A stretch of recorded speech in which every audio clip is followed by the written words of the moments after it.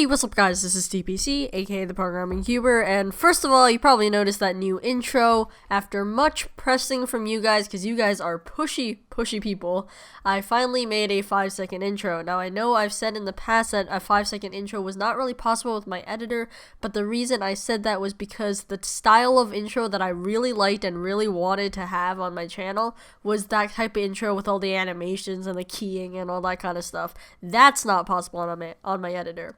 But I decided that since some people are now finding my intro annoyingly long, I made it just under 5 seconds, so you can't complain anymore. Anyway, here you can just see me unstickering the puzzle. This is, of course, the half-truncated cube, as if you couldn't tell from the title.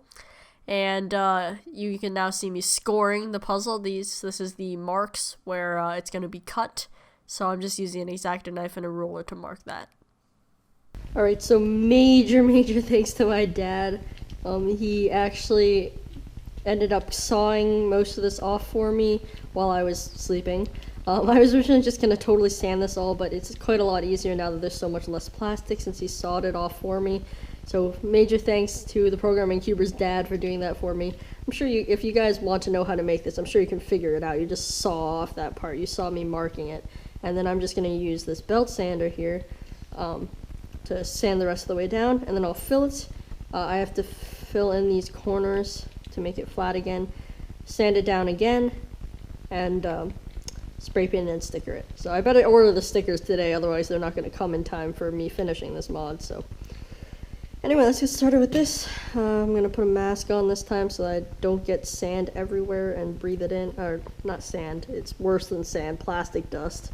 Alright, so here I'm just sanding it down from there.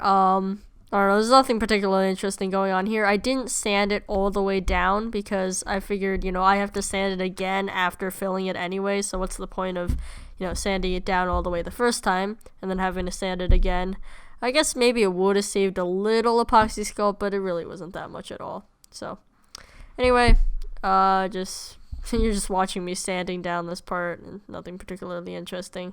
Oh yeah, I also discovered the problem with that thing on the corners. I said that it was hard to fill because there was a big gap or whatever. That was because there's actually a cap on the Guadalon corner that I totally didn't even realize was there. So the cap must have fallen off, which is what created that gap that made it hard to fill.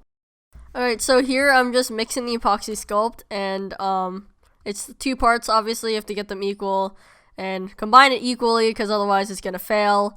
And then I'm just filling each one of these pieces. This took a really long time. Actually, it was pretty painstaking, but it worked, and it also got my fingers really dirty.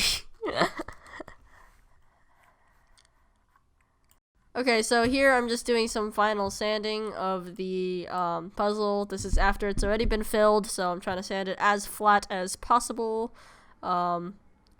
With the belt sander, of course, that I discovered I had, having been unable to use it for the cutter cube because I didn't even know we had one. And yeah, this was actually kind of fun, to be honest, even though it was still scary. I feel like that belt sander is going to be scary forever. Now here I am, of course, spray painting the puzzle black, because although I use black epoxy sculpt, when you sand it, it does turn a bit of a grayish color, so that's the reason for spray painting. Even if you did use black epoxy sculpt, some people might have some kind of a misconception of that, so do have to spray paint it. Okay, so now you can see me stickering the puzzle. Basically, all you have to do is kind of cut a line across some of the stickers. You can probably figure out how it's done, across the edges, and that's how you sticker the most of it. And then for those corner sections, the part that got chopped off, I had to take the uncut sheets and just estimate and cut them myself. It was really painful to cut, actually. It took a super long time. Oh my gosh. It was painful. It was really painful to do, but it turned out pretty well in the end. So it was really unprofessional, the cutting. It was very unprofessional. So yeah. Anyway, I didn't even have a template or anything because a lot of them were kind of uneven, so I just had to trim them basically. I kind of had a template. I used one of the other stickers as a template basically. I cut one and then use that as a template, if you can kind of tell what I'm doing there. But yeah, I don't know if you guys noticed, I think I might have mentioned this in the review, but I don't know if you guys noticed, but the way I stickered it, I had some like light versions and dark versions of other colors. Like the pink would kind of correspond with red, and the gray would kind of correspond with white, blue with the other blue, and green with the other green. The way I stickered it is so that none of those colors were touching some of the other ones, because I thought that just looked so much better than if you kind of had a corresponding color right next to each other. I don't know why. It's just my weird perfectionist slash not exactly OCD tendencies. I'm weird. Just, yeah. But that's kind of how I stickered it. And yeah. So that's about it for this completed mod, and thanks for watching. I'm gonna see you guys in my next video.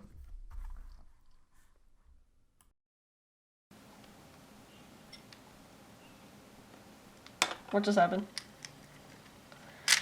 Oh my gosh, I just finally finished stickering this. Oh my gosh, it took forever. It took over an hour.